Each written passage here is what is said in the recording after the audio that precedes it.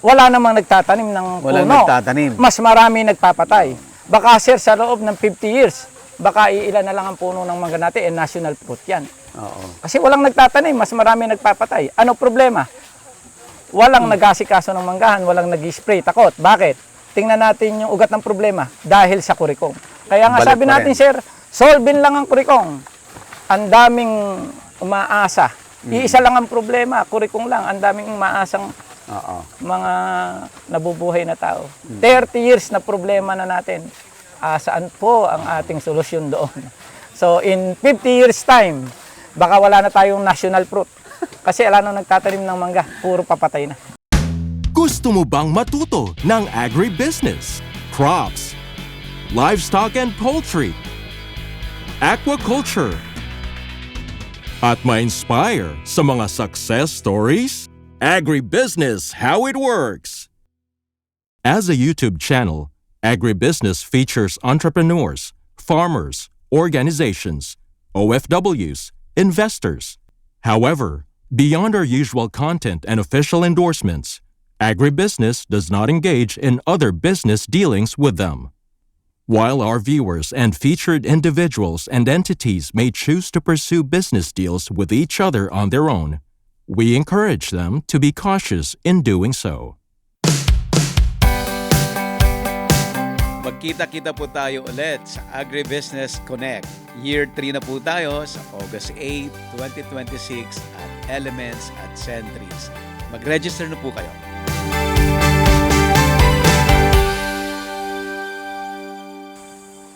Dalawa sir ang packaging mo, isang tickless, isang box. Ito po yung ano, yung mga First class to. Oh, ito yung malalaki. Ito yung malalaki. Yung tinatawag na good.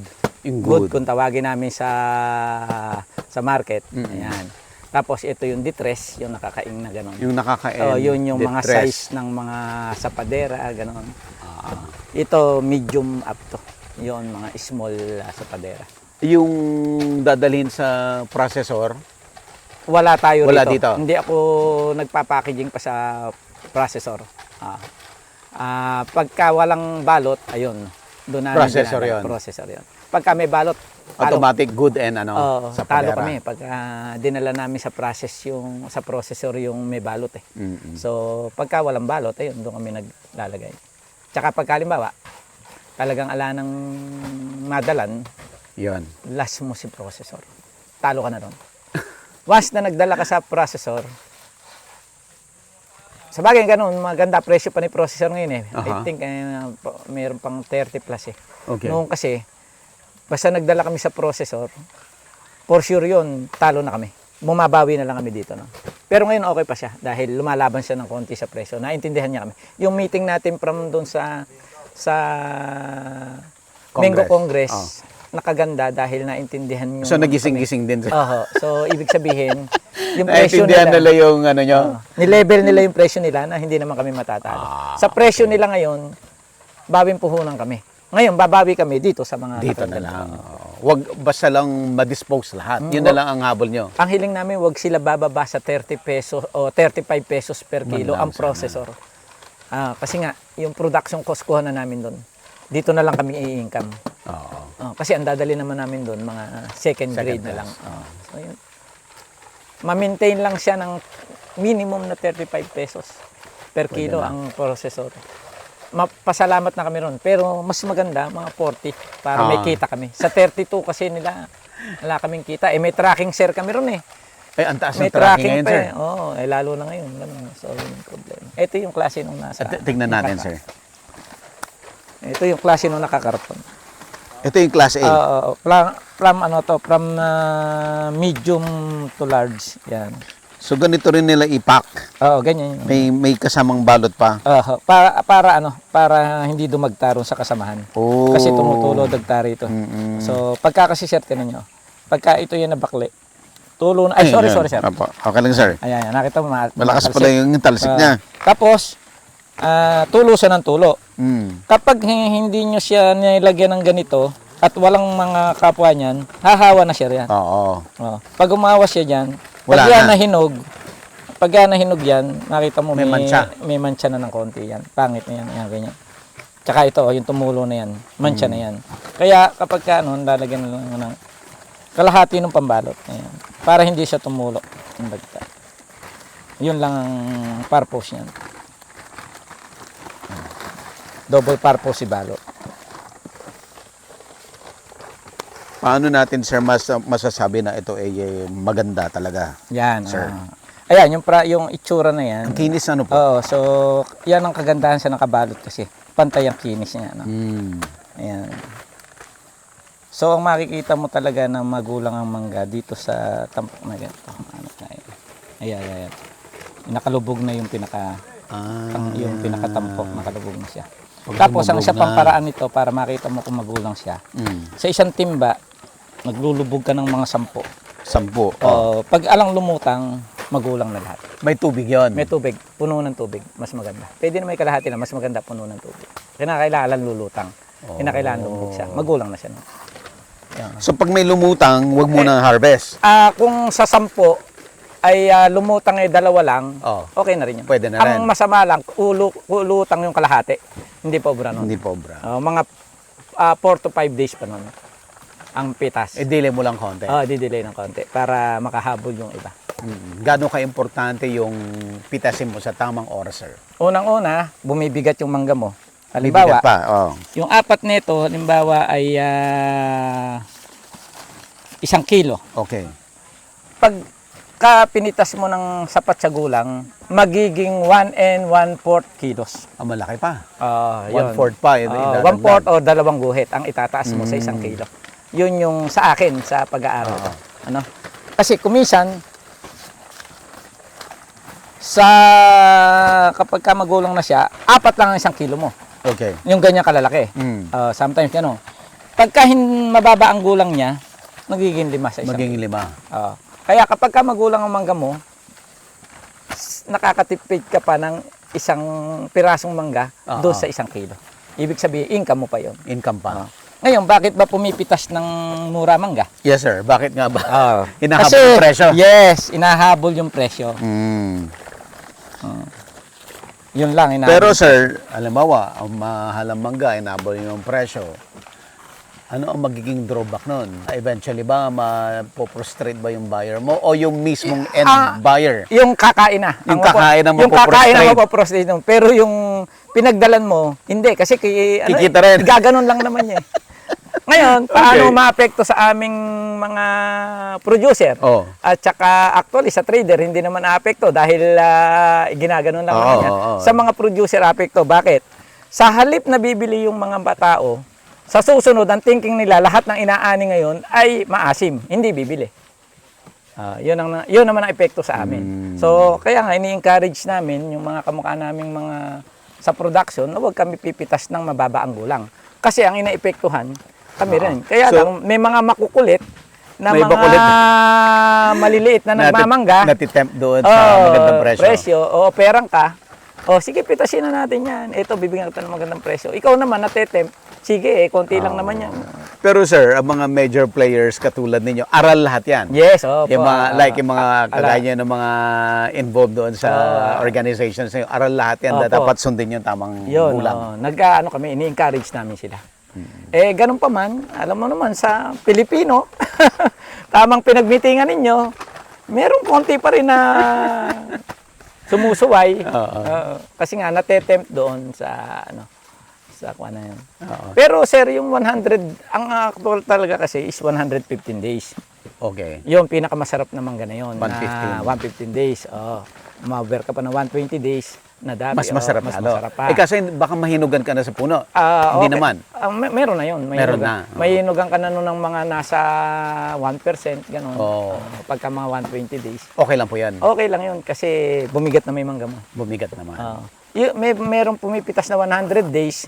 Ang diskarte naman doon, pag pinahinog mo at nahinog, 2 araw mo pa siya kainin o 3 araw, lantahin mo para kasi tumamis. maasim. Kasi maasim. Baka pinatitiktik mo. Yun naman ang paraan doon. So which is hindi namin ni-encourage sila ng ganoon kasi masisira ang Kaya ang mangga, ang isip nila, may asim ang bunga ng mangga ng ganitong lugar. Oo. Oh, paano pinitas mo ng mura? Kahit Pinitas mo namang ng saan mura. lugar yan, basta pinitas mo ng hindi magulang yan, maasim yan. Ibig mong sabihin, sir, regardless saan nang galing yan, Ilocos Oo. man yan, Mindoro, Oo. Guimaras, Nueva Ecija, iisa lang yan kung tutuusin yan, sir. Sabi nila kasi masarap ang Guimaras siguro sa texture nung mangga nila. Okay. Pero sir, pag pinitas mo puro 120 days lahat yan kahit Nueva Ecija, napakasarap niyan. Masarap Hindi pa mo rin. sasabihin. Gusto ko nga bumili ng talagang Guimaras Mm. na edad niya Oo. Tapos sasabayan ko I-compare siya. mo? Hindi, sasabayan ko ng halimbawa isang kahon. Bibili ko isang kahon na talagang sa Guimaras galing ha. O kaya galing ng Sambales. O kaya galing ng Bataan. Oo. Galing ng Nueva Ecija. O ngayon, kung taga Nueva Ecija ka, pitasin mo 120 days yung sa'yo. I-compare mo ngayon, pahinugin mo sila sabay-sabay. Ihalo mo sa kanila. O, tandaan mo lang kung alin yung ikaw lang nakakaalam kung alin yung mangga ng Nueva Ecija. Nueva Ecija, Meron palang tanda na hindi nila alam tanda. Oo. Patikimin mo sa lahat ng tao. Oo. Tanungin mo kung sino masarap ang mangga. Lahat yan sasabihin, pare-parehas Masarap. lang eka. Kasi sa edad ng pag-ani, Sa edad talaga. ang ikinatatamis ng Oo. mangga. Sir, tingnan naman natin, sir, yung para sa sapadera. Ito. Dito na tayo, sir, sa nag-iimpake. Kasi sa padera mo. Ito, sir. Ito yung mga good. Oh, good. Aral na aral din Kasi yung mga ditres. tao mo, sir, sa pag-classify. Ito, sir, yung sinasabi natin ditres, yung nakakaing na diamante. Yung sa padera small. Mm-mm. Oo. Yan. So, ilang prutas sa 1 kilo nito? 5 siguro, sir? Hindi. Mga nasa 7 to. 7. Depende sa bigat ng mangga. 7, ganyan. Tapos ito yung ang tawag ng local namin dito ay ditres. Pero Ditres. sa good sa export ito, ang tawag dito ay SAP. SS. So, may Oo, kaya export small. na maliliit, sir? Oo. Kasi sa malilito kasi sir. Sa export kasi yung tinatawag nilang SS doon, maliit sa small yun eh. Mm. Ang tawag namin dito is sapadera. Sapadera. Sa padera, ayun. Ayun. Tapos, ang tinatawag naman nilang medium to XL, ang tawag namin dito sa kanila na sa local, good. Good. Oo, good 'yun.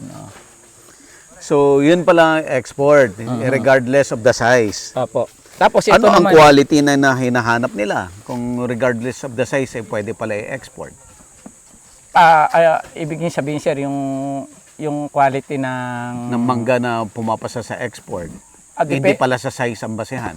ang sir kasi nila kung ano order sa kanila eh. Halimbawa, ang order sa kanila puro La- big size lang. Oo. Ang hahanapin sa ng exporter, big size lang. Ah, Maliit na I porsyento see. lang ang kukunin sa iyo ng halimbawa, small o konti lang kasi. Oh, I see. Depende. Depende doon sa exporter. pangangailangan nila. No? Ngayon, ito mas maliit ito sir dito. Ito na yung tinatawag namin buraot. Yan ang buraot. Oo, buraot. Ito yung... Nabibenta pa rin Apo, to. ito. Sinong bumibili ng buraot, sir? Doon din sa market din. Pero ang tawag namin dito, buraot, 2:1 siya ang presyo nung regular mo na good. Kalahati ang presyo. Kalahati lang. Kaya ang presyo tawag nito. namin dyan, 2:1. 2:2. O, ibig sabihin, kalahati ng dalawa nito, Okay. isang katumbas ng good. So, yung mga terms nyo na ganyan, taga Nueva Ecija lang ba yan? O buong mangga industry? Nasa mango industry na po yan. Ayun na yan. Yan ang nagkakaintindihan Sa local na doon. sale, pag sinabi kasi nating local, yun yung sa market na eh. Okay. Divisoria, Blooming Treat, mga Balintawak, ganyan. oo. Yun ang mga dinadala. Pero Blooming Treat yung pinakamalaki. Divisoria pa rin. Divisoria pa rin sir, pero mas Okay. maganda kasi ang presyo sa Blooming Treat. dito sa ibang lugar. Ngayon, ang tawag doon pagka sinabing local, sila yon, local market. Local market. So ang sizing, buraot, ditres, good, kurikong. Okay. Ganon. Yun ang sa local. Kurikong yung tinamaan ng kurikong. Oo, May kurikong. market pa rin yun. May market, kaya lang pagka marami yung spot niya, tapon. Oh, So kukunin lang yung kukunti ang spot. okay. Yun. Sa export naman, ang sizing niya, XL, large, medium, small, SS. Ayun. Doon na, yun ang mga sizing niya.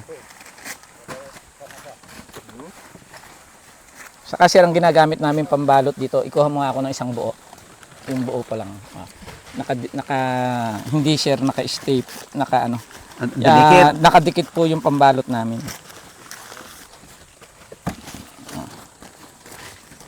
Naka-close sir yan. Ginawa. Oo. Pinagawa mo pa to, sir? Oo. Nakadikit dito sir yan, nakatupi pa. Ayan.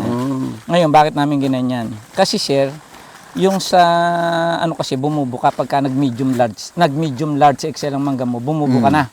Pagka naka-stapler, sa naka-stapler nga ay alabang nakabuo na mga bond paper yan. Eto, magpakpak tayo. Ganito sir kasi sa naka-stapler na ano, di ba? Halimbawa, isang buo yan. Ang ginagawa lang nilang pambalot, nakaganyan lang sir. Tapos ini-stapler nila rito sa puwet. Ano disadvantage? Hindi Bubuka naka-stapler dito. dito. Ang disadvantage, kapag ang mangga mo pahingi isang large. Kapag ang mangga mo nag-medium large XL. Nakapasok sa loob yan eh. Pag ang mangga mo ay nagganyan, bumubuka ng konti rito yan. Dito. Oh, diyan ka na atakihin ng kurukang. Unlike na nakadikit kami, pahingi na isang nakadikit na may lamang mangga. Oh, tinay sir. Ito walang. Wala talaga siyang Wala siyang papasukan. Kaya nag-improvise kami na nakadikit yung pambalot namin. mas matrabaho nga lang. Matrabaho lang, mahal lang ng konti. Mahal lang ng 200 piso hanggang 300 piso doon sa presyo ng isang sako na naka-stapler. Yun ang difference lang. So, pag binili mo to, nakaganito na? Oh, O kayo pang kami magdidikit? gumagawa. Ay, hindi. Kami gumagawa niyan. Ano yan? Libro yan Oo. na may taga-dikit kami. So, yun yung ginagawa namin. So, yun ang advantage. So, pinapaliwanag nga namin doon sa mga iba na bakit nanghihinayang ka sa 200 piso o 300 piso sa isang sakong pambalot Oh. na ang mababalot naman ay 10,000 piraso. Sa isang sako kasi ang average sa mga ani mo is 60 to 70 kaing. So, nagtipid ka ng halagang 300 piso. Sabihin na natin, 300 piso sa 60 to 70 kaing na inani mo. Oh. Eh, ang katumbas lang ng kalahating kaing lang. Oo. Pero ang sinasakripisyo mo, 70 kaing. Bakit? Bumubukay pambalot mo. Dahil naka-stapler ka. Ano? Ikaw lang gumagawa nito, sir? Marami na po kami. Marami na gumaya? Marami na rin po. Pero po, ang nag-originate po ng nakadikit ay ang Nueva Ecija. Nueva Ecija. Ang Nueva Ecija ang nag-originate yan. Mga siguro nasa 15 years na namin ginagamit yung nakadikit. Ganun. Kasi nga nakita namin na may diferensya yung naka-stapler. Bumubuka siya rito. At isa pa, kapag ka naka-stapler, alaba yung may guhit na gumanon. Ala kasi tayo kasi yung isang manggalang na may guhit. Na pagka, hindi pa pagka naka-stapler. Wala tayong mahanap kasi walang pangit. Ganito sir ang nangyayari doon. Di ba yan makinis? Pagka naka-stapler, nagkakaroon ng dark, ng green. Okay. Ganon. Ito kasi yung mga pantay, pansinin niyo, pantay lahat. Kasi nga, naka-close. Naka-close Ngayon, na. bakit Ito kasi na-expose. ba't kasi nagkakaroon ng dark green? Kasi yung paliwanag ko sa inyo kanina, naka-stapler yun. Yung bumuka na part. Yung bumuka na part na yun. Kapag ka bumuka yung part na yun din yung portion na to, dark green Magiging yan. dark. Kaya pagka tinanggal mong ganun, dark green siya. Bakit? Kasi sumungaw siya. Sumungaw siya sa pambalot. So yun, hindi nagiging pantay yung kulay ng mangga mo. Yun pa yung isang disadvantage ng stapler ang ginagamit mo. Meron pang Sir, isang area. tama ba? Itong mga nagsusort ay tao ng buyer mo? Yes, ito yung ating financial buyer. As a financer? Si Don Badong. Pakilala kayo. Ito yung big time. Siya yung may tao nitong mga nasa klase tayo. Okay. Mark Ibuan ng Pangasinan. Ay, hello sir, Sir. buddy po. Saan po kayo sa Pangasinan, sir? Sa Malasigi po. Malasigi. Nagbebiyahe. Mas malaki ba kinikita Mas mo? maganda kita. Kasi hindi na kaya ng katawan ko, sir. Dahil nag-concentrate ako into production lang. Kasi gising ka sa gabi. Maghapon ka na rito, gising ka pa sa gabi. May isa-sacrifice mo ka rin. Yes, opo. Ang masasakripisyo naman doon pagka hindi ko tinigilan, yung buhay natin. Nakaon na tayo. Ayan, sir, pakilala natin si buyer mo, sir. So, actually, hindi na buyer ang turing ko sa kanya eh. Kaibigan. Sa tagal namin Kapatid. kasama. Mark Ibuan ng Pangasinan. Sir Mark. Ayan. At from Malasiki, sir? Opo, Yes. opo. Malasigi po. So, ang kayo na buyer, umiikot kayo talaga kung saan-saan din. Opo, pero mas luck po ako kay sir po yung ano natin, priority natin. Ano, kasi volume po yung mangga nila. Ah, okay. Mas maganda yon na isa na lang kausap, sir. Oo, meron. Kaysa iba po yung pinipidasan natin, may mga ano ka ng 2 araw. Kay sir naman, aabutin ka ng pinakamababa, 1 linggo. Oo. Tapos pahinga lang na ilang araw yung Ilang araw, Harvest na naman. nagpapagulang lang. Oo. harvest na naman. Kaya kay sir ako nakatutong. Ayun. 70% to 80% ng production ko siya kumuha. Ikaw pinakamalaking buyer ni sir. Yes, opo. Kumusta negosyo? Ayos lang din po. Isa pong nagpapaano sa atin, yung diesel. Ayan, yun. Yung diesel. kikitain mo na po ng ano, napupunta po sa Sa diesel. Kasi ang laki, ano? Yung isang truck mo, magkano ang gasolina mo? nung pumitas po kami sa ano nasa 5,000 po papuntang Maynila. Bali 10,000. 10,000, no? Balikan. Balikan, oo. Ang laki, no? Ang laki. Samantalang dati siguro mga 4,000 lang yan. Opo. Oh. Yung 6,000 nakita mo dapat na wala. Opo. Saka nung mahal po yung diesel, pati lahat po ng ginagamit natin dito nagmahal. Dati po yung ang bili namin ng karton, nakakakupo po kami ng 32 to 35. Ngayon po 40 to 42 na. Laki ng tinasa. Yung brown paper po dati 700, ngayon po 1,400. Ang laki. Pati So lahat yan, sir, tumataas, pero yung benta mo hindi tumataas. hindi tumataas po, kaya yun po yung ano ngayon. Ina-absorb mo yon yung mga ano na yan, cost. Pero bakit tuloy pa rin? Opo. Kung titigil po tayo, hindi sa pag-ano. Yung nilalaban ko rin po isa dito yung mga tauhan ko para kumita rin po. Ilan po tauhan mo? Nasa ano po kami, 60 po kami. 60. Bit-bit mo lahat yan, sir, no? Kung saan ka pupunta. Opo. Imagine niyo, sir. Baka hindi nakikita ng gobyerno. Sa isang financer, 60 tao ang Nabibigyan nabubuhay ng niya. trabaho. Oo, nabubuhay niya. Sa production, mayroon kaming 20 bombero pati arawan. Oo.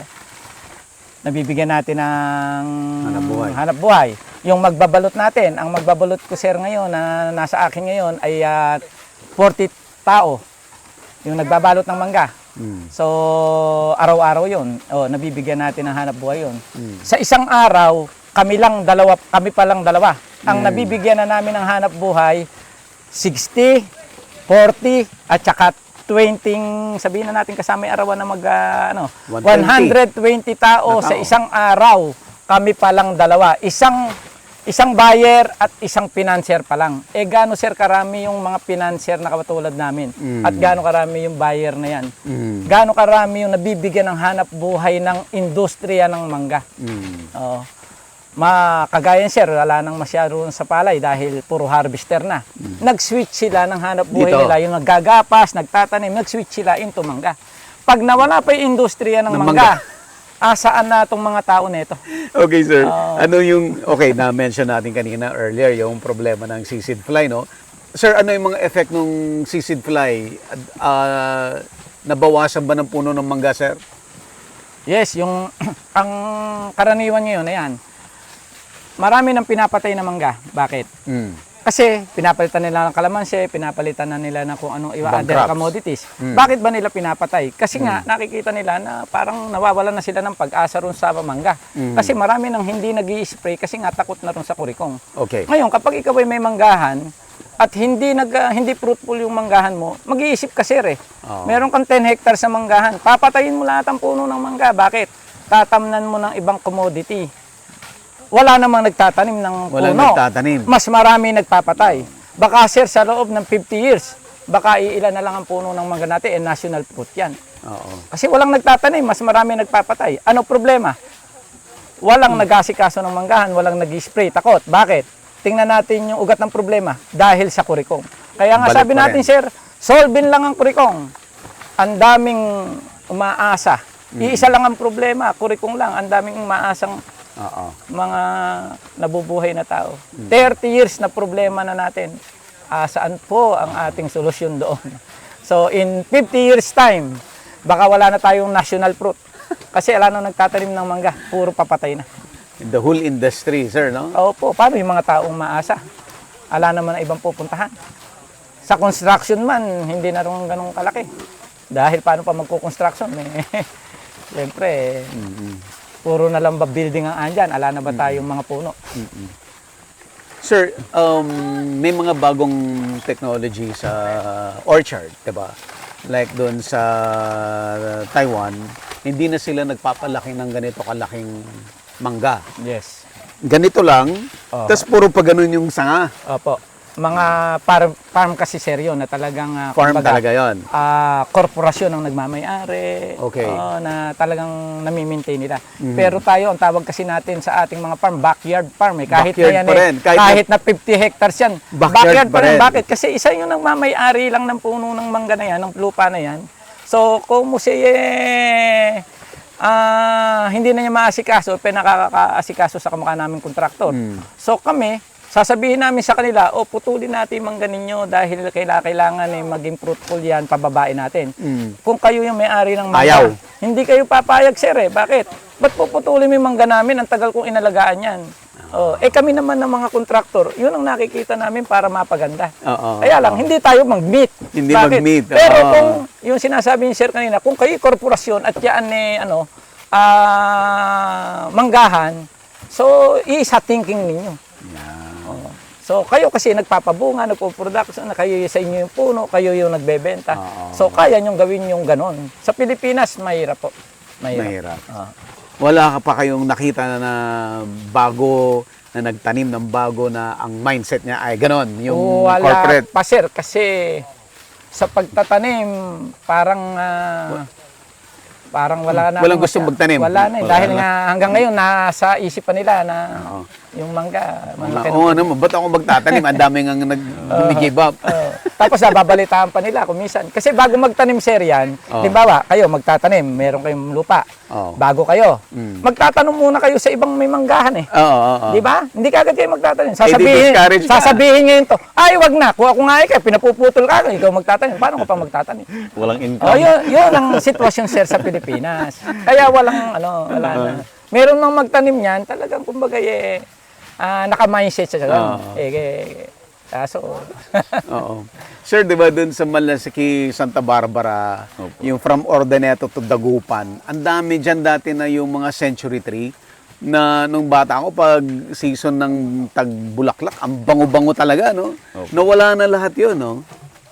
Bakit, sir?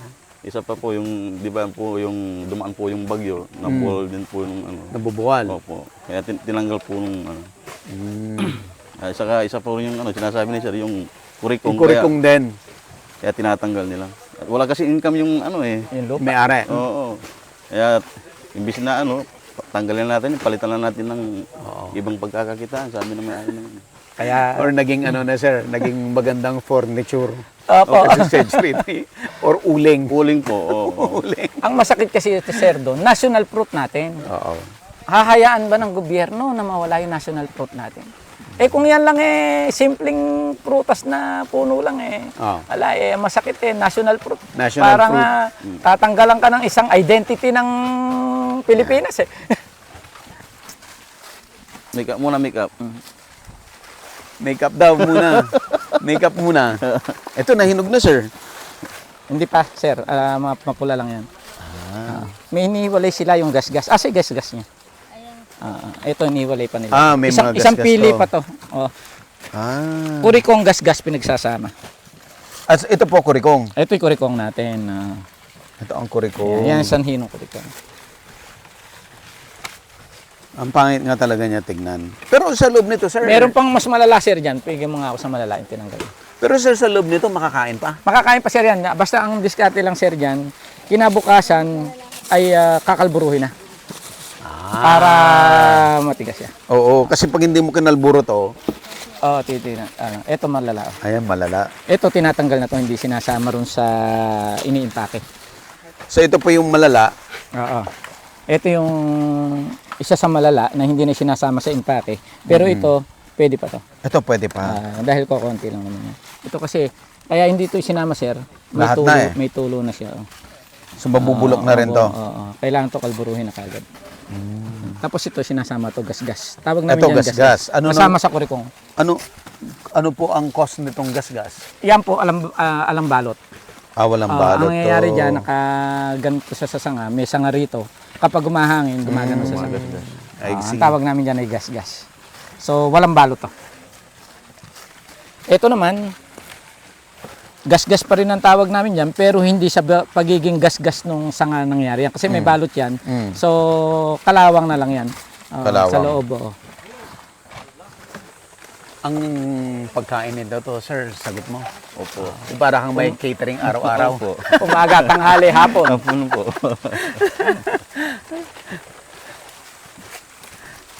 Okay, so, sir, mag-move tayo dun sa next Sa barrio kabila. mo. Oo, sige. Apo. Sige. Sir, Kunin natin, Mike. Sir Mark, Opo. thank you. Thank you. Kunin natin, Mike. Kunin ka ha? lang po yung mic. Ikaw pala big time, sir. Hindi po, smooth. Smoothan lang po tayo sa big time po sa mga tauhan. Pero pag after one season, pag nagtuos ka na, magkano kinikita mo? Agribusiness, how it works. Instruct, inspire, succeed.